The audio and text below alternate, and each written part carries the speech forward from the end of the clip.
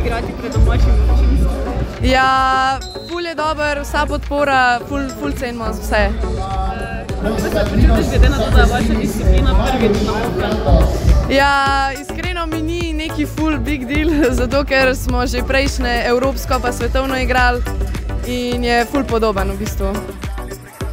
How you feel in Maribor? I'm very happy.